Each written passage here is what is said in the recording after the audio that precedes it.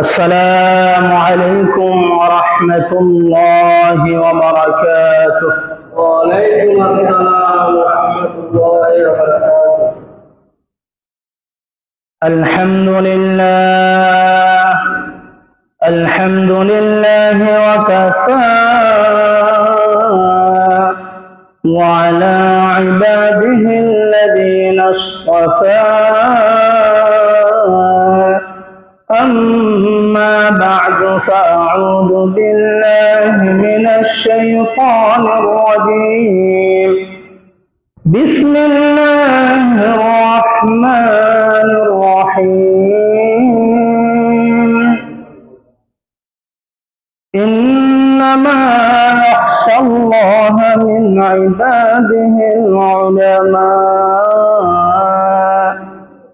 وقال الصادق المصدوق رسول الله صلى الله عليه وسلم: كن عالما أو متعلما أو مستمعا أو محبا ولا تكن الخامس فتهلك، أو كما قال عليه الصلاة والسلام.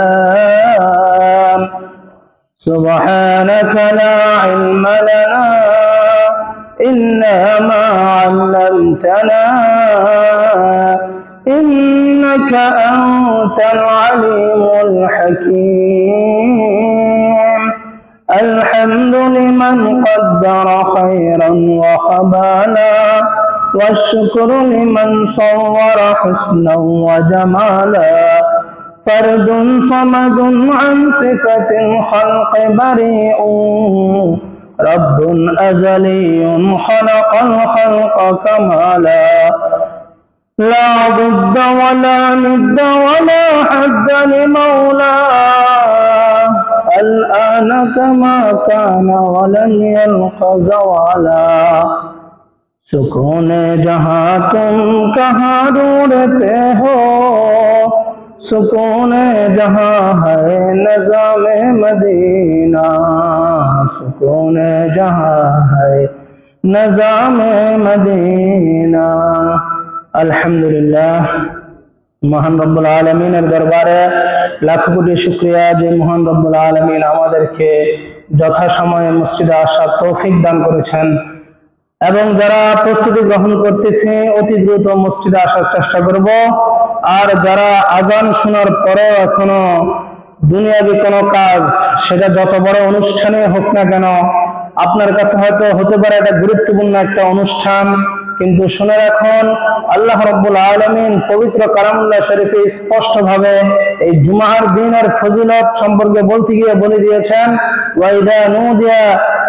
وإذا نودي للصلاة من يوم الجمعة فاسعوا إلى ذكر الله وذروا البيع। জুমার দিন যখন জুমার নামাজের আজান হয়ে যায়, তখন তোমরা দুনিয়ার যত গুরুত্বপূর্ণ কাজ হোক না কেন এগুলো বাদ দিয়ে জলদি করে দৌড়িয়ে মসজিদে চলে আসো। তো আমরা দুনিয়াবী কাজকে প্রাধান্য না দিয়ে আমরা আল্লাহর আহ্বানে সাড়া দেওয়ার জন্য যত দ্রুত সম্ভব কাজগুলো ছেড়ে অতি সত্বর চলে আসবো। আল্লাহ রাব্বুল আলামিন আমাদের সকলকে তৌফিক দান করুন। আর বিশেষ করে আমাদের মা বোন যারা আছেন, গত সপ্তাহে আপনাদের উদ্দেশ্যে আলোচনায় ছিল, আপনাদের উদ্দেশ্যে গত সপ্তাহের আলোচনার বিষয়বস্তুই ছিল একটা দাম্পত্য জীবনকে সুখময় করার সবচেয়ে বড় হাতিয়ার, সবচেয়ে বড় অবদান যারা রাখতে পারেন তারা হলেন আমাদের মা জননীরা। আমরা স্ত্রীরা যারা আছে, মা বোনেরা যারা আছে, তারা এই বিষয় ছিল আমাদের আলোচনা। তো আমরা যখনই আমাদের কোনো যৌথ কোনো অনুষ্ঠান হবে, এগুলোর মধ্যে আমরা বিশেষভাবে খেয়াল রাখবো যেন আমাদের দ্বারা কোনোভাবেই পর্দা লঙ্ঘন না হয়। আমরা ভাইরা যারা আছি আমরাও খেয়াল রাখবো যে এই সাধারণ এক অনুষ্ঠানে গিয়ে যেন আমি আমার রবের দেওয়া ফরজ বিধান পর্দাটা লঙ্ঘন না হয়, এটা জোর ভাবে চেষ্টা করবেন ইনশাআল্লাহ। বিশেষভাবে মা বোনেরাও চেষ্টা করবেন। এই ক্ষেত্রে দেখা যায় দেবর ভাবি একটু বাদ বাড়ায় দেয়, গোস্ত এক পিস বাড়ায় দেয়, কত ধরনের খেল তামাশা শুরু হয়ে যায়। মনে রাখবেন এগুলো সব আমার রবের অসন্তুষ্টির কারণ। তো আমাদের আজকের আলোচনার বিষয়বস্তু হচ্ছে ওলামায়ে কেরামের সাথে আমাদের সম্পর্ক কেমন হওয়া উচিত। ওলামায়ে কেরামকে ভালোবাসলে আমাদের লাভ কি, আর ওলামায়ে কেরামের সাথে বিদ্বেষ পোষণ করলে অথবা ওনাদের বিরুদ্ধে আমরা যদি প্রপাগান্ডা চালাই, এদেরকে যদি বিভিন্ন ভাবে সমাজের মধ্যে লাঞ্ছিত করার অপচেষ্টা চালাই, তাহলে আমাদের ক্ষতি কি, এ বিষয়ে আমাদের আলোচনার শুরুতে আমি একজন প্রসিদ্ধ সাহাবী হযরত আব্দুল্লাহ ইবনে আব্বাসের সংক্ষেপে ওনার একটু পরিচয় আপনাদের সামনে তুলে ধরি, কারণ ওনার থেকে একটি বর্ণিত গুরুত্বপূর্ণ ব্যাখ্যা আছে, তাফসির আছে, যাতে আপনাদের ওই ব্যাখ্যাটা ওই তাফসিরটা আপনাদের হৃদয়ের গহীনে পৌঁছে। এই জন্য আমি ওনার একটু সংক্ষেপে পরিচয় দেই। আব্দুল্লাহ ইবনে আব্বাস, আমরা হয়তো অনেকেই নাম শুনেছি, হাদিসের পাতায় পাতায় দু এক পাতা পর করে ওনার নাম থাকে স্বাভাবিকভাবে। তিনি হলেন রাসূলের আপন চাচাতো ভাই, আব্বাস রাদিয়াল্লাহু তাআলা আনহুর ছেলে। তিনি হলেন এমন সৌভাগ্যবান সন্তান যিনি জন্মগ্রহণের পর রাসূলের চাচা আব্বাস রাদিয়াল্লাহু তাআলা আনহু যখন তাকে নিয়ে রাসূলের দরবারে আসছেন বরকতের উদ্দেশ্যে দোয়া করার জন্য, রাসূল সাল্লাল্লাহু আলাইহি সাল্লাম ওনাকে কোলে নিয়ে যে দোয়াটা করছেন, আল্লাহুম্মা আল্লিমহুল কিতাব ওয়া ফাক্কিহু ফিদ্দীন, আল্লাহ আপনি তাকে কোরআনের ভালো জ্ঞান দান করেন এবং তাকে দ্বীনের একজন যোগ্য ফকিহ, যোগ্য মাসলা মাসাইল জাননেওয়ালা বানায় দেন। প্রথম দোয়া করেছেন যেন কোরআনকে ভালোভাবে বোঝে, এরকম একজন যোগ্য ব্যক্তি বানানোর জন্য। আব্দুল্লাহ ইবনে আব্বাস রাদিয়াল্লাহু তাআলা আনহুকে জন্মের শুরু লগ্নে রাসূলের যার জন্য কোরআন যেন ভালোভাবে বুঝতে পারে দোয়া করেছেন। যখন তিনি উঠতি বয়সের, রাসূলুল্লাহ সাল্লাল্লাহু আলাইহি সাল্লাম স্বয়ং নিজে প্রায় ১৬ লক্ষ সাহাবীর উপস্থিতিতে স্পষ্টভাবে ঘোষণা দিয়ে গেছেন, এই উম্মতের কোরআনের সবচেয়ে সঠিক ব্যাখ্যাকার, সবচেয়ে বড় মুফাসসির, রাইসুল ফুকাহা, রাইসুল মুফাসসিরিন হচ্ছে আমার আব্দুল্লাহ ইবনে আব্বাস। সুবহানাল্লাহ। রাসূলের শুরুতে জন্মলগ্নে দোয়া করেছেন এবং এক পর্যায়ে বাস্তবে রাসূলের দোয়া এমন ভাবে কাজে লাগছে, তিনি কোরআনের সবচেয়ে ভালো ব্যাখ্যা বুঝতেন। এই জন্য রাসূল তাকে উপাধি দিয়ে দিয়েছেন। শত শত হাজার হাজার লাখ লাখ সাহাবীদের সামনে ওনার থেকে আরো বয়সে বড়, এলেমে বড় সাহাবী ছিল, কিন্তু তাদেরকে দেয় নাই।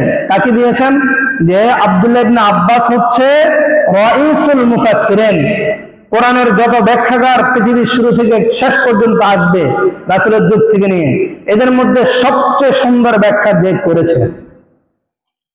এবং বাস্তবে তিনি এমন ব্যাখ্যা করেছেন যে ব্যাখ্যাটা রাসূলের সময় তো রাসূল স্বীকৃতি দিয়ে দিয়েছেন, রাসূলের পরবর্তীতে সাহাবায়ে কেরাম সকলে এক বাক্যে যদি বলতো যে ব্যাখ্যা কে করছে, আব্দুল্লাহ ইবনে আব্বাস, হ্যাঁ, যদি শোনা যেত যে হ্যাঁ তিনি করছেন, সবাই এক বাক্যে চুপ হয়ে যেতেন, সকলে মেনে নিতেন যেহেতু আব্দুল্লাহ ইবনে আব্বাস বলেছেন, তাহলে এটার ব্যাপারে কোনো আমাদের দ্বিমত নাই, আমরা সকলেই এর সাথে একমত। সুবহানাল্লাহ। এই আব্দুল্লাহ ইবনে আব্বাস রাদিয়াল্লাহু তাআলা আনহু কোরআনের একটি ব্যাখ্যা সাহাবীদের সামনে করেছিলেন। ওই সময়কার সাহাবীরা সকলে মেনে নিয়েছেন। আমার প্রশ্ন, আপনারা কি ওই ব্যাখ্যাটা আব্দুল্লাহ ইবনে আব্বাসের ওই তাফসীরটা শুনে দিল থেকে মেনে নিতে পারবেন? আমার প্রশ্ন কি আপনারা বুঝছেন? মানে সেই আব্দুল্লাহ ইবনে আব্বাস যার ব্যাখ্যা, কোরআনের একটা অংশের ব্যাখ্যা তখনকার যুগে সকল সাহাবায়ে কেরাম মেনে নিয়েছেন। আপনারা এখন যারা আছেন শুনবেন, আলেম হন গায়রে আলেম হন, যারা আছেন বুঝবেন তো, সহজ বিষয়, কঠিন না, জটিল না। আপনারা কি এটাকে সঠিক হিসেবে মেনে নিতে পারবেন? দিল থেকে কি এটা মেনে নিবেন? তাহলে আমি বিষয়টা বলি, তিনি বলেছেন কোরআনের যত জায়গায় আল্লাহ রাব্বুল আলামিন রাসূলকে সম্মান করে সম্বোধন করেছেন, বহু জায়গায়, এবং যে সমস্ত আয়াতের মাধ্যমে রাসূলের মান মর্যাদা বুঝিয়েছেন, যে সমস্ত আয়াতের মাধ্যমে রাসূলের বিরোধিতা করলে এই ক্ষতি, এগুলো বলেছেন, যে সমস্ত জায়গায় রাসূলকে মানলে এই লাভ, এগুলো বলেছেন। তিনি বলেন এই সবগুলো জায়গায়, সবগুলো ক্ষেত্রে রাসূলের অবর্তমানে উলামায়ে কেরামদেরকে বুঝে নিতে হবে। কথাটা কার? মানে এই উক্তিটা আব্দুল্লাহ ইবনে আব্বাসের।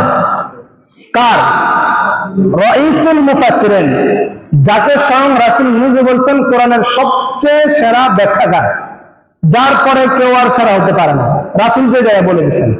সে আব্দুল্লাহ ইবনে আব্বাস বলেছেন রাদিয়াল্লাহু আন যে কোরআনে যত জায়গায় রাসূলের শান মান মর্যাদা যত জায়গায় বর্ণনা করা হয়েছে, তত জায়গায় রাসূলের মৃত্যুর পর এই মর্যাদাগুলো, এই সম্মানগুলো উলামায়ে কেরামের, আইম্মায়ে মাসাজিদ, মসজিদের ইমাম সাহেবদের, উলামায়ে কেরামদের। এই ব্যাখ্যাটাকে আপনাদের দিলে যাচ্ছে? বুঝে আসছে? সাধারণ বিষয় না, সাধারণ বিষয় না, অনেক কঠিন বিষয়। বিষয়টা আমাদেরকে বুঝতে হবে একটু। কেন তিনি এভাবে বললেন? প্রশ্ন তো থেকে যায়, প্রশ্ন থেকে যায়, কেন তিনি এভাবে বললেন? এই ব্যাখ্যা তিনি কেন করলেন? কেন তিনি বুঝালেন? কোরআন শরীফ পড়ে কেন তিনি বুঝলেন যে যত জায়গায় নবী রাসূলদের সম্মান মর্যাদা, তত জায়গায় উলামায়ে কেরামদের সম্মান মর্যাদা? কেন? প্রশ্ন তো আছে, কি বলেন? উত্তর, উলামায়ে কেরাম নবী রাসূলদের, একটু মনোযোগ দিয়ে শুনেন, নবী রাসূলদের মৌলিকভাবে একমাত্র যে কাজটা ছিল, সেটা কি ছিল? দুনিয়াবাসী মানুষকে জাহান্নাম থেকে বাঁচানোর পথ দেখিয়ে দেওয়া, দুনিয়াবাসী মানুষকে জাহান্নাম থেকে বাঁচার পথ দেখানো। আমার সাথে বলেন, সকল নবী রাসূলদের মৌলিক ভাবে একমাত্র দায়িত্ব বা একমাত্র কাজ যেটা ছিল, সেটা কি? দুনিয়াবাসী মানুষকে জাহান্নাম থেকে বাঁচানোর, জাহান্নাম থেকে বাঁচার পথ দেখানো, দুনিয়াবাসী মানুষকে জাহান্নাম থেকে বাঁচার পথ দেখানো, দুনিয়াবাসী মানুষকে জাহান্নাম থেকে বাঁচার পথ দেখানো। বলেন, যদি এতটুকু বোঝেন, বলেন বলেন আমাদের রাসূল তো এখন আর নাই, রাসূলের অবর্তমানে এই গুরুত্বপূর্ণ কাজটিকে উলামায়ে কেরাম করছেন না? কি বলেন? এই দায়িত্বটাই কি উলামায়ে কেরাম করছেন না, পালন করছেন না? উলামায়ে কেরামরাই বর্তমানে, উলামায়ে কেরামরাই দুনিয়াবাসীকে, দুনিয়াবাসী মানুষকে জাহান্নাম থেকে বাঁচার পথ দেখাই দিচ্ছে, যে এভাবে চললে জাহান্নামের কারণ, এভাবে চললে নাজাতের কারণ, এভাবে চলো, এভাবে চলো না। এই কেন আব্দুল্লাহ ইবনে আব্বাস কেন বলেছেন যে যত জায়গায় কোরআনের নবী রাসূলের সম্মান মর্যাদা, তত জায়গায় ধরে নিবা রাসূলের অবর্তমানে উলামায়ে কেরামের সম্মান মর্যাদা? উত্তর হলো এটা, নবীর কাজ ছিল যেটা, নবীর অবর্তমানে উলামায়ে কেরামের কাজও সেটা। এই জন্য নবীর যে মান মর্যাদা, উলামায়ে কেরামের এখন সেই মান মর্যাদা। আমরা কি বিষয়টা বুঝতে পারছি? এই বিষয়টা আরেকটু ক্লিয়ারলি আমরা খুতবা একটা হাদিস শুনেছি, বাইহাকি শরীফের হাদিস, সাহাবী হযরত আব্দুল্লাহ ইবনে মাসউদ রাদিয়াল্লাহু তাআলা আনহু থেকে বর্ণিত হাদিস। বিভিন্ন সাহাবী থেকে হাদিসটি শব্দ এদিক সেদিক একটু ব্যামিল হিসেবে আছে, তবে মোটামুটি প্রসিদ্ধ হাদিস।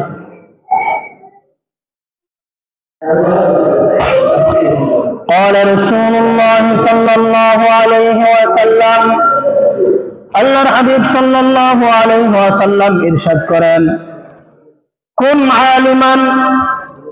আলিমান আও মুতাআল্লিমান আও মুস্তামিআন আও মুহিব্বান ওয়া লা তাকুনিল খামিস ফাতুহলাক আও কামা ক্বালা আলাইহিস সালাতু ওয়াস সালাম। ঠিক আছে, সকলে দিকে মনোযোগ দেন। বলতেছিলাম এই বিষয়টা বোঝানোর জন্য রাসূলের আরেকটা হাদিস আমরা একটু সহজে বুঝার চেষ্টা করি। রাসূলুল্লাহ সাল্লাল্লাহু আলাইহি ওয়াসাল্লাম এই উম্মতকে, রাসূলের উম্মতকে বাঁচার চারটা পদ্ধতি বলে গেছেন। জাহান্নাম থেকে বাঁচার চারটা অবস্থান বলছেন, যে এই চারটা ভাগের যে কোনো এক ভাগের মধ্যে তুমি শরীক হও। রাসূল সাল্লাল্লাহু আলাইহি ওয়াসাল্লাম আমার সাথে সাথে বলেন, এই উম্মতকে বাঁচার, জাহান্নাম থেকে বাঁচার কয়টা স্টেপ বলছেন? চারটা। রাসূল বলছেন এই চারটার যে কোনো একটার মধ্যে থাকো, জাহান্নাম থেকে বাঁচতে পারবে। আর যদি এই চারটার কোনো একটার মধ্যে না থাকো, তাহলে এই চারটার বাহিরে গেলে তুমি 5 নাম্বারটা করবে, আর পড়লেই নিশ্চিত তোমার কপালে ধ্বংস ছাড়া কিছু হবে না। ফাতুহলাক, রাসূল ডাইরেক্ট বদদুয়া দিয়ে দিয়েছেন, তুমি ধ্বংস হও, তোমার কপালে ধ্বংস ছাড়া কিছু নেই। তাহলে এই চারটা কি কি? 1 নাম্বার কুন আলিমান, রাসূল বলেন 1 নাম্বার হয় তুমি নিজে আলেম হয়ে যাও। 1 নাম্বার কি? হয় নিজে আলেম হয়ে যাও দুনিয়াবী ব্যস্ততার কারণে অথবা পারিবারিক কারণে। আমাদের সবার দ্বারা কিন্তু আলেম হওয়া সম্ভব হয় না, তাহলে তুমি দ্বিতীয়টা আসো। আও মুতাআল্লিমান, অথবা আলেমের ছাত্র হও, আলেম থেকে কিছু কিছু করে প্রতিদিন অথবা সপ্তাহে একদিন, মাসে একদিন, যেভাবে সম্ভব হয় শিখতে থাকো, তার শিষ্যত্ব গ্রহণ করো। 2 নাম্বার। এটাও যদি তুমি না পারো, তাহলে 3 নাম্বার আও মুস্তামিআন, তাহলে আলেমের কথাবার্তা শুনে, মনোযোগ সহকারে শুনে সেগুলো মানতে থাকো। এই যে মাঝে মাঝে আলোচনা হয়, জুমার বয়ান হয় প্রতি সপ্তাহে, অথবা সপ্তাহের মাঝখানে 2-1টা নসিহত হয়, অথবা বছরে 2-1 বার মাহফিল হয়, এরকম যে যেভাবে পারো, যেখানে কোনো উলামায়ে কেরাম অথবা আইম্মায়ে মাসাজিদ, মসজিদের ইমাম সাহেবদের পক্ষ থেকে কোনো কোরআন হাদিস ভিত্তিক নসিহত শুনবা, সেগুলো তুমি শুনে মনোযোগ সহকারে শুনে মানার চেষ্টা করতে থাকবে। এটা হলো 3 নাম্বার স্তর। জাহান্নাম থেকে মুক্তি পাওয়ার কয় নাম্বার স্তর? এটা 3 নাম্বার স্তর। প্রথম স্তর কি ছিল? নিজে আলেম হয়ে যাওয়া। দ্বিতীয় স্তর আলেম হতে না পারলে হওয়ার চেষ্টা করা, ছাত্র হওয়া, শিখতে থাকা। 3 নাম্বার যদি তাও না পারো, তাহলে আলেমের কথাগুলো মনোযোগ সহকারে শুনে সেগুলো মানার চেষ্টা করতে থাকা। 4 নাম্বার, যদি তুমি তাও না পারো, আও মুহিব্বান, তাহলে উলামায়ে কেরামদেরকে ভালোবাসতে থাকো। উলামায়ে কেরামদেরকে কি করতে থাকো? ভালোবাসতে থাকো। এটা হলো 4 নাম্বার। 4 নাম্বার সর্বশেষ, এরপরে বাঁচার আর কোনো পথ নাই। ওয়ালা তাকুনুল খামিস, রাসূল সতর্ক করে বললেন, তুমি 5 নাম্বার পথ অবলম্বন করো না, ফাতুহলাক, তাহলে ধ্বংস হয়ে যাবে। বলেন 4 নাম্বারটা ছিল উলামায়ে কেরামদেরকে ভালোবাসা, তাহলে 5 নাম্বারটা কি হবে? ভালোবাসার বিপরীত শত্রুতা পোষণ করা, উলামায়ে কেরামের সাথে বিদ্বেষ পোষণ করা, উলামায়ে কেরামের পিছনে লাগা, উলামায়ে কেরামের অহেতুক দোষ খুঁজতে থাকা, এটা হলো 5 নাম্বার পথ। রাসূল বলেন, যদি এই পথে চলো, ফাতুহলাক, তোমার উপর আল্লাহ লানত, তুমি ধ্বংস, তোমার ধ্বংস অনিবার্য, তুমি এই পথে যাও না। ওয়ালা তাকুনুল খামিস, 5 নাম্বার পথ, 5 নাম্বার স্টেপে তুমি যাও না।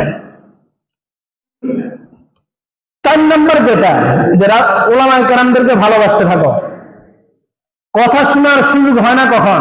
3 নাম্বার যে উলামায়ে কেরামের কথা শুনতে থাকা, মানতে থাকা, এটা কখন সুযোগ হয় না? এটা সুযোগ হয় না যখন আপনি টানা 12 বছরের জেলে, 20 বছরের জেলে, যেখানে কোনো আলেম আমাকে চোখেও দেখবেন না হয়তো, ওই সময় হলো আপনার জন্য 4 নাম্বারটা, যে আপনার কমপক্ষে ওই সময় আলেমদেরকে ভালোবাসতে থাকুন।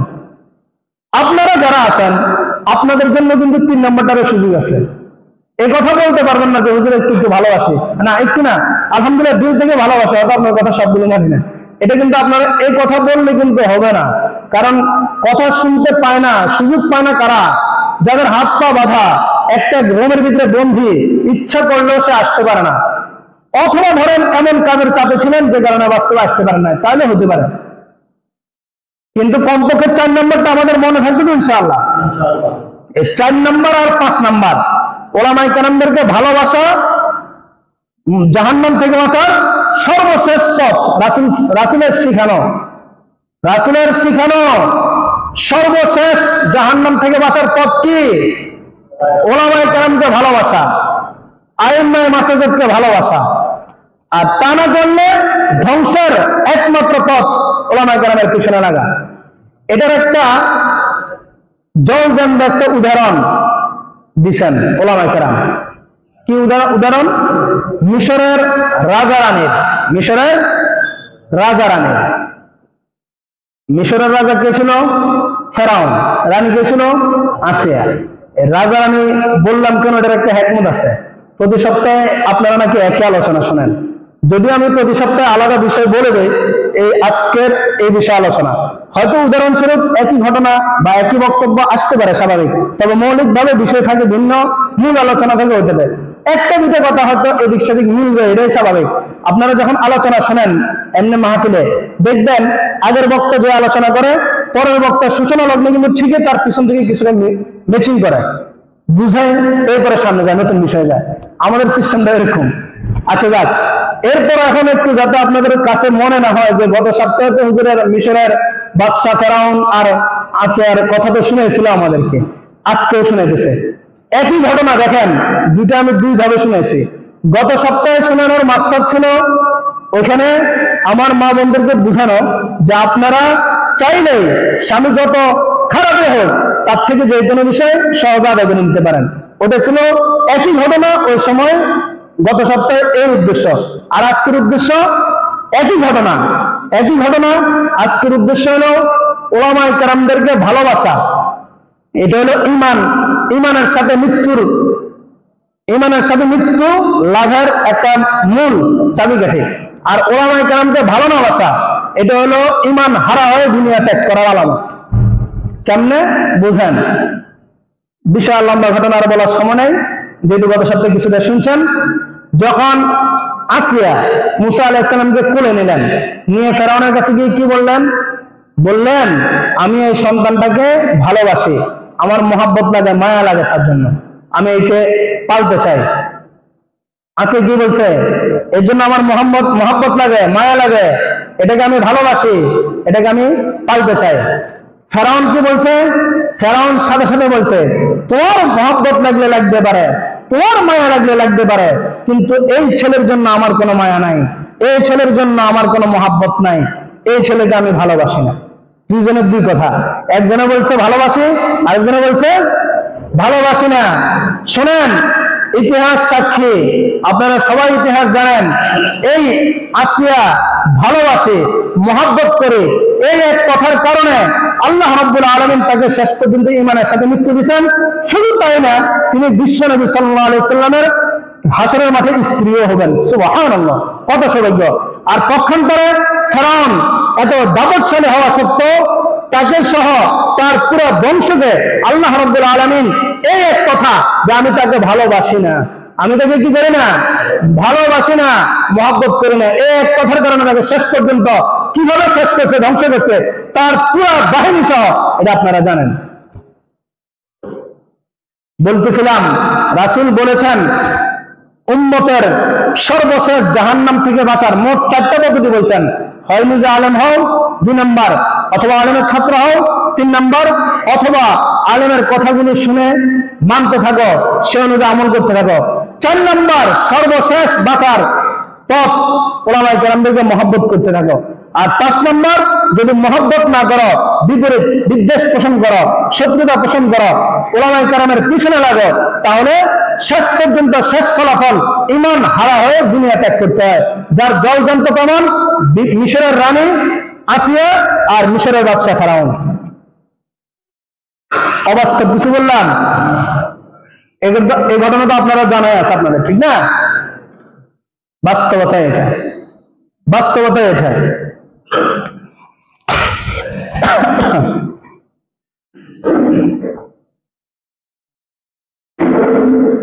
এখন প্রশ্ন একটা, তার মানে কি ওলামায়ে কেরামরা যদি শরীয়ত বিরোধী কোনো কাজ করে এই কারণে তাকে ঘৃণা করা যাবে না?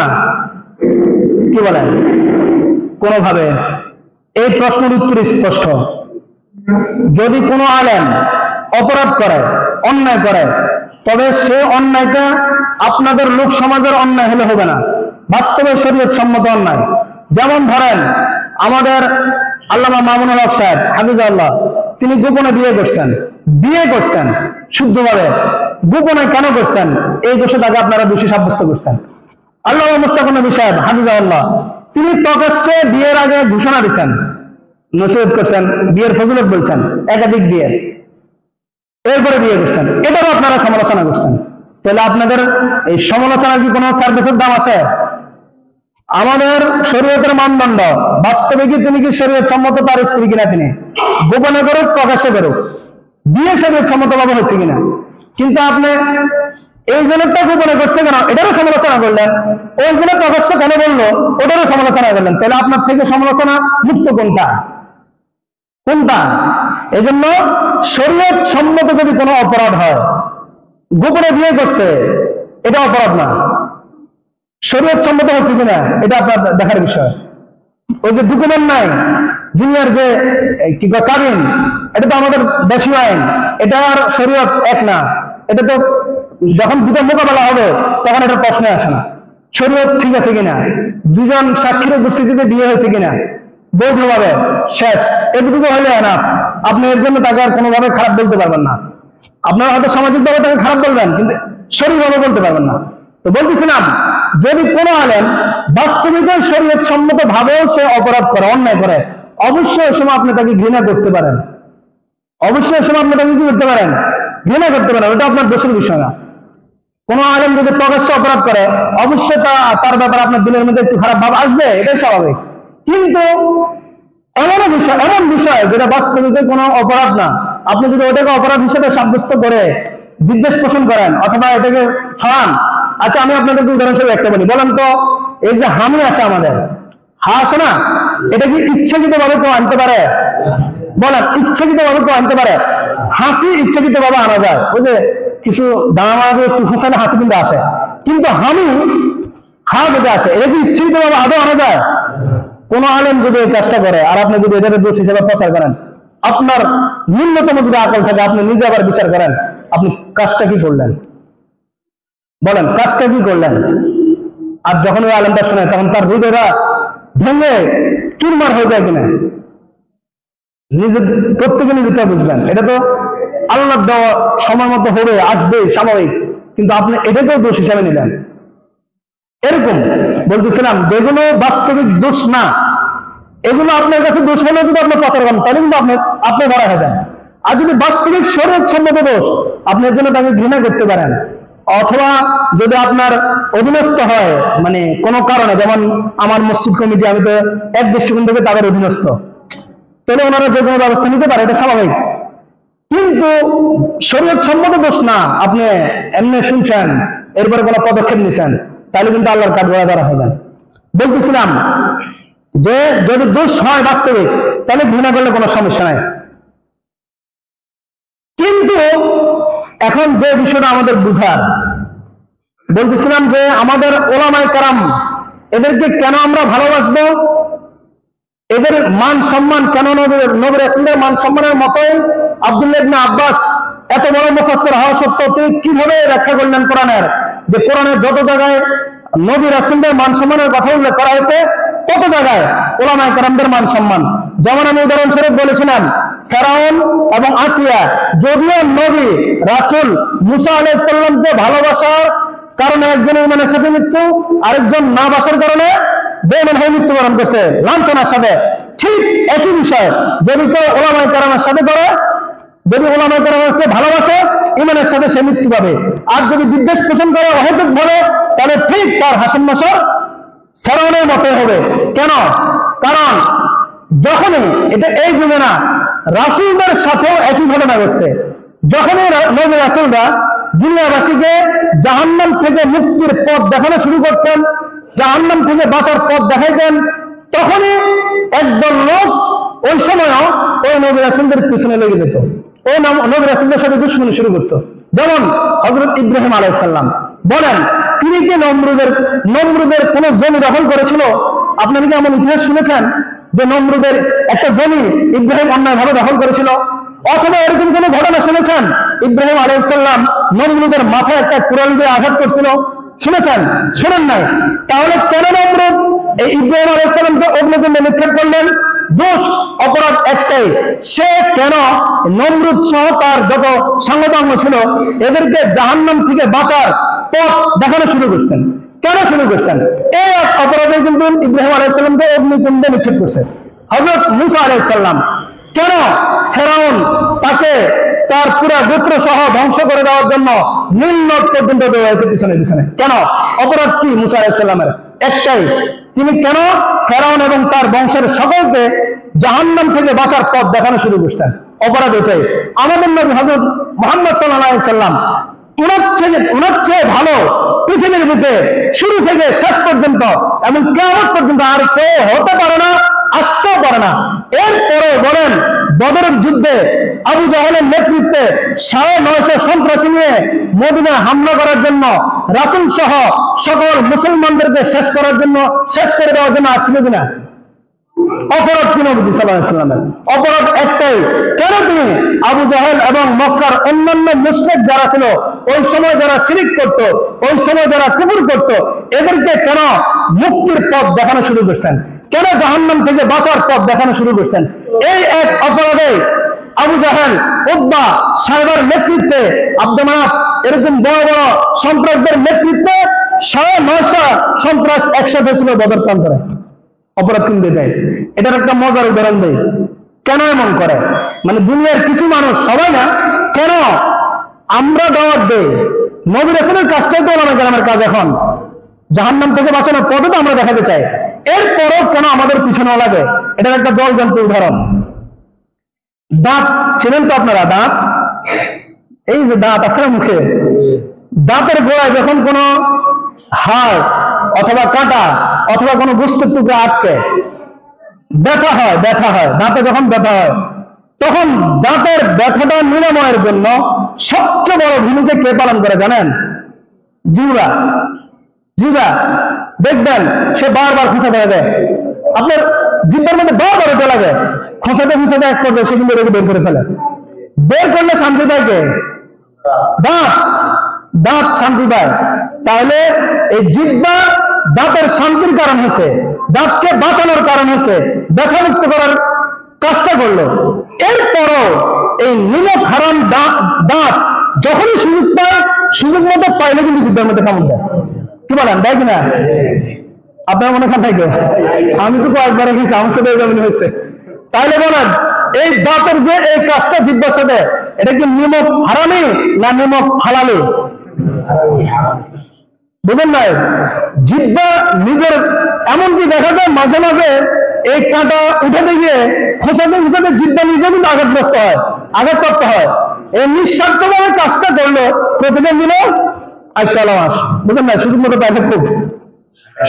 পাইলে খুব ঠিক এই কাজটাই এই উম্মতের কিছু নাবুজ, যদিও দুনিয়া বিজ্ঞানে বহু পণ্ডিত, বড় পণ্ডিত, না বুঝার কারণে ওলামায়ে কেরামের পেছনে লাগে। কখন জানেন? যখনই কোনো ওলামায়ে কেরাম উম্মাহকে বাঁচানোর জন্য কোরআন হাদিস দিয়ে শরীয়তের কোনো হারাম বিষয়কে লুকোচুরি না করে স্পষ্টভাবে হারাম এটা বলে দেয়, কোন নিষিদ্ধ বিষয়কে স্পষ্টভাবে নিষিদ্ধ এটা বলে দেয় কোরআন হাদিস দিয়ে, তখন এই উম্মত 3 দলে বিভক্ত হয়। কত দলে? আপনারা হিসাব করে দেখবেন কে কোন দলে আছেন। যখনই কোনো আলেম, হক্কানি আলেম, কোরআন হাদিস দিয়ে তার মন গড়া না, কোরআন হাদিস দিয়ে যখন কোন একটা বিধানকে স্পষ্টভাবে বুঝিয়ে দেয় যে এটা কুফর, এটা শিরক, এটা হারাম। আপনারা বলেন, যখন একটা বিষয়কে আমরা হারাম বলে কোরআনের আয়াত দিয়ে বললাম, যেমন ধরেন সুদ খাওয়া কি হারাম? হারাম মানে কি বুঝেন? হারাম মানে হলো এটা একটা আগুনের কুণ্ডলী, আপনি এটার ভিতরে ঢুকলে আগুনে জ্বলতে হবে। আমি এটা দেখতেছি আমার কোরআন হাদিসের জ্ঞান দিয়ে, আপনি হয়তো ওই পরিমাণ জ্ঞান না থাকার কারণে বুঝতে পারতেছেন না, এই জন্য আপনি কিন্তু বারবার এটার দিকে হয়তো ভাবিত হতে চান, আর আমি বাঁচাতে চাই। যেমনই ভাবে আপনারা সরাসরি যে আগুন দেখেন, যদি দেখেন যে আপনার ছেলে, ভাই, ভাতিজা অথবা আপনার কোনো প্রতিবেশী ওই আগুনে পড়তেছে, ঝাঁপ দিতে চাইতেছে, তখন আপনি কি করবেন? অবশ্যই তাকে বাঁচানোর চেষ্টা করবেন। তো আমরা কোরআন হাদিস যেহেতু আমরা মোটামুটি পড়া হয় 14-15 বছরে, এই জন্য আমরা দেখি যে হারাম মানে এটা, কুফর মানে এটা, শিরক মানে এটা, বাস্তব আগুনের ভিতরে ঢুকে যাওয়া। তখন আমরা বাঁচানোর জন্য যখন স্পষ্টভাবে সেগুলো বলি, এই উম্মত আমাদের সাথে 3 ধরনের আচরণ করে, 3 দল হয়ে যায়। 1 নম্বর দল, একদল বিষয়টা বোঝে, শুনে, বোঝে এবং মেনে নেয়, সাথে সাথে এটা ছেড়ে দেয়, এলো একদল। এদের সংখ্যা খুব কম। কি বলেন, ঠিক কিনা? যদি খুব কম না হতো তাহলে প্রতি সপ্তাহে আপনিও বলতেন না যে হুজুরে একই ওয়াজ বারবার করে, কারণ আমি ওই কথাটা আর বলতাম না। একবার বলার পরে যদি সবাই মেনে যেত, সবাই যদি মানা শুরু করতো, তখন আর দ্বিতীয়বার বলতাম না যে গণতন্ত্র কুফরি মতবাদ, এটা হারাম, এটা শিরক, এটা আমি আর দ্বিতীয়বার বলতাম না। বুঝেন না, মানেন না দেখি, কিন্তু কম সংখ্যক বুঝছে, এই জন্য কিন্তু বারবার বলতে হয়। আচ্ছা যাক, তাহলে এদের সংখ্যা কম। 2 নম্বর দল, আপনারা হিসাব করে দেখেন বাস্তবে এরকম আছে কিনা?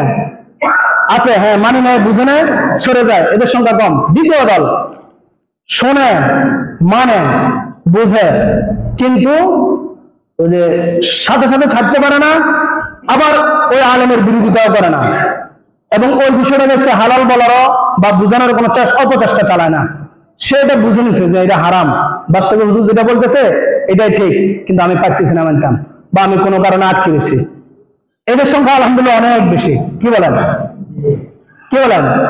এই দলটা আমার মুসলিমদের মধ্যে, আমি আমার মুসলিম হিসেবে বলি, এদের মধ্যে আলহামদুলিল্লাহ অনেক বেশি বিষয়গুলো বুঝছে, ক্লিয়ার, যে এটা সুদ, এটা বুঝে, কিন্তু ওই যে কারণে ছাড়তে পারে না। আবার হুজুর যে এটা বলে, হুজুরের বিরুদ্ধেও লাগে না, হুজুরের পেছনেও লাগে না। এইরকম লোক আলহামদুলিল্লাহ আমার মুসলিমদের মধ্যে অনেক। কটা গেল? 2টা স্টেপ। প্রথম দল মানে বাঁচে গেছে, দ্বিতীয় দল মানে বুঝছে তবে মানতে পারতেছে না, আবার ওলামায়ে কেরামের বা যে আলেম বলতেছে, যে ইমাম বলতেছে পিছনেও লাগে না। 3 নাম্বার, শোনে, নিজেরাও স্বীকার করে এটা কুফরি মতবাদ, নিজেরাও স্বীকার করে এটা হারাম, সুদ, শোনে, বুঝে, সবে করে, কিন্তু ছাড়েও না। আবার যে আলেম এদের ব্যাপারে স্পষ্টভাবে কোরআন হাদিস দিয়ে বলছে, শুধু কেন এই কথাটি বলতেছে, শুধু কেন এই কথাগুলো বলে, এই এক কারণে ওই আলেমের পিছনে লাগে, ওই আলেমের বিরোধিতা শুরু করে, ওই আলেমকে বিভিন্নভাবে হেনস্থা করার চেষ্টা করে। এখানে কি যায়, দোকানে যায়, ওই মসজিদে কি পাশে যায়, অমুকের কাছে যায়, কমিটির কাছে যায়, তমুকের কাছে যায়, গাইতে শেষ। এই ধরনের লোকও আছে, তবে এদের সংখ্যা কম। বলেন তো আমার এই যে 3টা ভাগ করলাম, এটা সঠিক কিনা? এরকম আমার সমাজে এরকম লোক আছে কিনা? মনে রাখবেন, তৃতীয় দল যারা আছেন, মনে রাখবেন, যদি আপনি শুধুমাত্র এই ইমাম সাহেব অথবা একজন আলেম কোরআন হাদিস দিয়ে, আর ওয়াল্লাহি আমি কখনো আমার কোনো মত ব্যক্তিগত কোনো মত স্পষ্টভাবে এখানে বলি না, ব্যক্তিগত কোনো মত বলি না, যেটাই বলি কোরআন হাদিস দিয়ে পারলে আপনাদেরকে বোঝানোর চেষ্টা করি। ওয়াল্লাহি, আল্লাহর কসম করে বললাম। তো এরকম কোরআন হাদিস দিয়ে বলার পরে যে লোকটা, যে মুসল্লিটা, আমার যে প্রিয় মুসল্লিটা আমার পিছনে লাগলো, আমার পিছনে যে কোনো ভাবে ষড়যন্ত্র করে, অথবা আমি না, যে কোনো আলেমের পিছনে এরকম শোনার পরে লাগে, মনে রাখবেন আপনি ওই আলেমের পিছনে লাগেন নাই, আপনি সরাসরি আল্লাহর পিছনে লাগছেন, আপনি সরাসরি রাসূলের পিছনে লাগছেন। কারণ এই কথা তো ওই আলেমের কথা না, এই কথা তো শুধু ওই আলেমের মুখের কথা না, এটা তো ডাইরেক্ট কোরআনের আয়াত দিয়ে বলছেন আল্লাহর কথা, এটা তো ডাইরেক্ট হাদিস দিয়ে বলছেন রাসূলের কথা। তাহলে আপনি এরপরও তার সাথে বিদ্বেষ পোষণ করা মানে আপনি সরাসরি আল্লাহ এবং তার রাসূলের বিরুদ্ধে দুশমনি শুরু করলেন। বিষয়টাকে আমি অবাস্তব বললাম, আপনাদের কাছে যারা অবাস্তব মনে হয়, কি বলেন? যদি শুধুই এই কারণে করে, তাহলে আল্লাহই বাস্তবতা এটাই, আপনি ওই আলেমের পিছনে লাগেন নাই, ওই ইমামের পিছনে লাগেন নাই।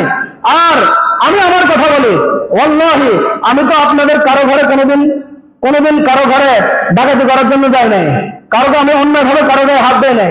আমার মুক্তবে যে ছাত্রগুলো আছে এদেরকেও তো আমি কখনো অন্যায়ভাবে কারো গায়ে হাত দেয় নাই এই 7 বছরে।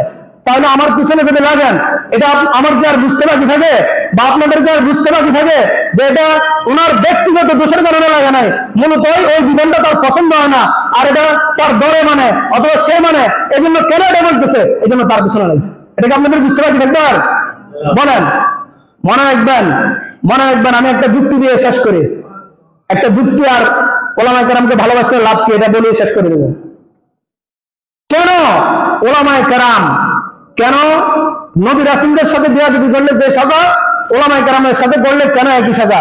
বুঝেন, আপনার ধরেন আমি বা প্রত্যেকে চিন্তা করেন যে আপনার কথাই বলতেছি আমি, আপনি মারা গেছেন, আপনার বাবা আপনার আগে আপনার বাবা মারা গেছে, আপনি দুনিয়াতে আসার আগে আপনার বাবা মারা গেছে। আপনার চাচা এই ছোট থেকে আপনাকে লালন পালন, পড়ালেখা যা আছে সব কিছু করাইছে, করানোর পর আপনি এখন চাকরি বাকরি সব পাইছেন, বুঝ বানাইছেন। বলেন, আপনি যদি নিমক হারাম না হন, আপনি যদি নিমক হারাম না হন, তাহলে আপনার কি উচিত নয় ওই চাচাকে একটু সম্মান করা, ওই চাচার কথা মতো চলা? যদি কোনো হারাম কাজের আদেশ না দেয়, এটা উচিত ছিল না? কেন? কারণ আপনার বাবার যে কাজটা ছিল, আপনার বাবা আপনার জন্য যা যা করত, আপনার বাবা না থাকায় ওই চাচা আপনার জন্য তা তা করছে। যদিও আমাদের চাচারা কিন্তু এগুলো বুঝে না, এটাই কিন্তু শরীয়তের সিস্টেম। বাবা না থাকলে চাচাই সব করা, চাচাই ফ্যামিলিটাকে ধরে রাখা, গুছিয়ে রাখা, এটা চাচার দায়িত্ব। এই জন্য রাসূল বলেছেন, আম্মুর রাজুল ইসলাম ওয়াবি, চাচা বাপের মতোই, তবে আগে চাচাকে চাচার মতো দায়িত্ব পালন করতে হবে, তারপরে না বাপের মতো মর্যাদা পাবে। কিন্তু আপনি এটা করলেন না, আপনি মর্যাদা চাইতেছেন বাবার মতো, তাহলেও হবে না। তাহলে বুঝলেন কিনা কেন ওই সন্তানের, ওই ভাতিজার কেন উচিত যে বাবাকে যে যে সম্মান দেওয়ার কথা ছিল এগুলো এখন এই চাচাকে দেওয়া? কেন? কারণ বাবার অবর্তমানে এই চাচা আমাকে ভরণ পোষণ থেকে নিয়ে, শিশু থেকে নিয়ে, পড়ালেখা সব কিছু করাছে। এটাই তো। এতটুকু বুঝে থাকলে বলেন, আপনারা যদি আজকের এই দিনে যদি আমাদের রাসূল সাল্লাল্লাহু আলাইহি ওয়াসাল্লাম জীবিত থাকতেন, তাহলে আপনারা যারা দাঁড়িয়ে আছে, মাথায় টুপি আছে, অনেকে পাঞ্জাবি পরে আছেন, অন্য কিছু না থাকুক, কমপক্ষে নামাজটা পড়ার জন্য আসেন, এই যে এগুলো শিখলেন, বুঝলেন, নবী থাকলে আপনারা কার থেকে শিখতেন? মানে যদি আমাদের নবী থাকতো তাহলে এগুলো সব কার থেকে শিখতেন? এগুলো তো অবশ্যই আপনারা কারো না কারো থেকে শিখছেন। এই যে কালিমা, নামাজ, কোরআন, এগুলো শিখে আসছেন না, মোটামুটি পারেন না সবাই? যদি নবীজি থাকতেন সাল্লাল্লাহু আলাইহি সাল্লাম, তাহলে এগুলো আপনারা কার থেকে শিখতেন? সরাসরি নবীজি সাল্লাল্লাহু আলাইহি সাল্লাম থেকে। এখন আমাদের দুর্ভাগ্য, আমাদের নবী সাল্লাল্লাহু আলাইহি সাল্লাম নাই, আমরা পাই নাই। এই জন্য এখন আমরা কাদের থেকে শিখেছি এগুলো? আপনি যেই কোনো ভাবে স্বীকার করেন আর না করেন, যদি নিমক হারামি না করেন, তাহলে আপনাকে এটা মানতে বাধ্য। এবারে সে ছোট আলেম হোক, মোল্লা হোক, আপনার আমার পরিবেশের সে যাই হোক, তবে আপনি একজন আলেম ছাড়া এই কালিমা শিখতে পারেন নাই। আপনার বাবা শিখেছে আপনাকে, এটা বলবেন। আপনার বাবাকে শিখে নেবে, আপনার মা শিখেছে বলবেন, আপনার মাকে শিখে নেবে। সবগুলো খুঁজে বের করেন, সবগুলোর শেষ গোড়া ওলামায়ে কেরাম। কি বলেন, ঠিক না? এটা কি কেউ দ্বিমত আছেন কেউ এ ব্যাপারে? নাই। যদি দ্বিমত না থাকেন তাহলে বুঝে নেন ওই চাচার মতো, ওই ভাতিজার মতো। আপনারা নবীজি আপনাদের পিছনে যে কাজটা করতো, এই কাজটা নবীজি না থাকার কারণে করতে পারে নাই। আর নবীর অবর্তমানে ওলামায়ে কেরামরাই করেন, আইম্মায়ে মাসাজিদ মসজিদের ইমামরাই করেন, মুক্তবের ছোটখাটো হুজুরাই করেন। এজন্য আপনার কাছে কিন্তু আব্দুল্লাহ ইবনে আব্বাস বলে গেছেন, নবীর যে মান সম্মান, নবীর যে মর্যাদা, একজন আলেমের ঠিক ওরকম মর্যাদা, ওরকম মান সম্মান। এবার যদি আপনি দেন, আপনি হলেন নিমক হালাল, হ্যাঁ স্বীকার করছেন কৃতজ্ঞতা। আর যদি না নেন, তাহলে আপনি নিমক হারামি করলেন। এটা বাস্তবতা। এখন ওলামায়ে কেরামকে ভালোবাসলে লাভ কি হবে, এটা বলে শেষ। হাদিস, লম্বা হাদিস বললে হয়তো সময় থাকবে না, শুধু ঘটনা বলে। হাসরের মাঠে আল্লাহ রাব্বুল আলামিন ওলামায়ে কেরামদেরকে ডাক দিবেন, ডাক দিয়ে বিচার আচার যা করার এগুলো সিস্টেম আপনারা হয়তো শুনছেন অনেক আলেম থেকে, বলবেন যে ঠিক আছে তোমরা এখন জান্নাতে চলে যাও। ঘোষণা দেবেন কি, তোমরা এখন জান্নাতে যাও, যেহেতু তোমাকে আলেম দিয়েছি। আর তুমি আলেম দুই প্রকার বলে দেয়, আলেম দুই প্রকার, একটা হলো আল্লাহর রেজিস্টারে আলেম, আর আরেকটা হলো আপনাদের দেখাশোনা কোরআন হাদিস করছে এই হিসেবে আলেম। দুটোর মধ্যে পার্থক্য আছে। আল্লাহর রেজিস্টারে যে আলেম, সে আলেম কাউকে ভয় না পেয়ে কোরআন হাদিস ভিত্তিক সঠিক যেটা, হক যেটা, এটা স্পষ্ট ভাবে বলবে। আর যে আপনাদের লোক সমাজে আলেম, সে ভাইরাল হওয়ার জন্য অথবা কোনো দলের মতকে প্রাধান্য দেওয়ার জন্য শরীয়তের বিষয়গুলোকে ঘুরে ফেলবে, পেঁচায় ফেলবে, এই সে করে কাটাই দেবে, স্পষ্টভাবে কোনো কথা বলবে না। যখন যা প্রয়োজন তখন সে তা বলবে না, চুপ থাকবে, দমে থাকবে। এগুলো বুঝে নেন। এই জাতীয় ওলামায়ে কেরাম যারা, এগুলো হয়তো আপনাদের দেখা আলেম হতে পারে, তবে আল্লাহর কাঠগড়া আলেম না। আল্লাহর কাঠগড়া আলেম হলো সে যে এলেম যা জানে সে অনুযায়ী সঠিকটা নিজেও মানার, অন্যকে বুঝানোর চেষ্টা করে, সে হলো আল্লাহর কাঠগড়া আলেম। এরকম আলেমদের সম্পর্কে বলবে যাও তুমি জান্নাতে যাও। যখন এই আলেম জান্নাতে যাওয়া শুরু করবে, প্রতিমধ্যে দুজন লোক দাঁড়ায় যাবে, একজনের আলেমের হাত ধরবে, বলবে যে হুজুর আমরা মসজিদের ইমাম সাহেব না, মনে হচ্ছে আমরা তো একদিন পানি খাওয়াইছিলাম, মানে ঠিক এইভাবে বলবে, হাদিসে এভাবে শব্দগুলো আছে। আরেকজন বলবে হুজুর মনে আছে ওই যে একদিন আমরা উজু করালে পানি দিয়েছিলাম, আর আমাদের বর্তমানে হয়তো ওই সময় তো রাসূলের যুগ ছিল, যা যা ব্যবস্থা ছিল ওই সময় হিসেবে বলতো। এই সময় হলো হয়তো বলতো রাসূল যে ওই যে বলবো 1 কাপ যে চা খাওয়া ছিল, বুঝলেন না, অনেক চা খাওয়ান, এই হিসেবে বললেন এগুলো বলবে, বলার পরে ওই আলেম শুনবে হ্যাঁ খাওয়াইছিল। তো দেখেন জান্নাতের ঘোষণা, জান্নাতে যাইতেছে, আলেম জান্নাতে যাওয়া বন্ধ করে তার কথাগুলো শুনবে, ওইখানেও আপনাদেরকে এমন মহব্বত করবে, শুনবে। অথচ জান্নাতের কথা শুনে কিন্তু সবাই দৌড়ে চলে যাবে, কিন্তু আলেম থামে যাবে, জান্নাতে যাওয়া বন্ধ রেখে আপনার কথাগুলো শুনবে, শুনে এরপর আল্লাহর কাছে বলবো আল্লাহ সে যা বলছে তা সত্য বলছে, বাস্তবে সে আমারে খাওয়াইতো। বলেন তো এই যে 1 গ্লাস পানি খাওয়াইছে, অথবা একটু ওজুর পানি দিছে, অথবা 1 কাপ চা দিছে, চা খাওয়াইছিল, বলেন তো এটা কি ওই আলেমের সাথে বিদ্বেষের কারণে খাওয়াইছে? এটা ওই আলেমের সাথে শত্রুতার কারণে খাওয়াইছে? এটা ওই আলেমের পিছনে গীবত করে দেখে খাওয়াইছে? কেন খাওয়াইছে? ওই আলেমকে ভালোবাসে, মহব্বত করে। এক মহব্বত বলেছিলাম, মহব্বত জান্নাতে যাওয়ার কারণ ইমানের সাথে, আর মহব্বত না করা, বিদ্বেষ পোষণ করা জাহান্নামে যাওয়ার কারণ। আল্লাহ তাআলা ওই সময় বলবেন আরে এই বান্দার তো বহুত পাপ, সে তো বড় আসামি, কিন্তু তুমি আলেম হিসেবে তার জন্য ইয়া করলে, সাপোর্ট দিলে, তার জন্য সুপারিশ করলে, বলতেছো সে যা বলছে তা সত্য, ঠিক আছে যাও তুমি তারা নিয়ে চলে যাও জান্নাতে। ওই আলেম তার হাত ধরে সুন্দর নিজেও যাবে, তাকে নিয়ে যাবে জান্নাতে। সুবহানাল্লাহ, বানানো কোনো কথা বলে না, ডাইরেক্ট হাদিস বলছে এটা। আল্লাহ রাব্বুল আলামিন আমাদের সকলকে আজকের আলোচনাটা যারা যারা শুনছেন, কম শুনেন বেশি শুনেন, এখন কি করা উচিত আমাদের কি করা উচিত, সকলকে সে অনুযায়ী আমল করার তৌফিক দান করুন। ওয়া আখিরু দাওয়ানা আলহামদুলিল্লাহ।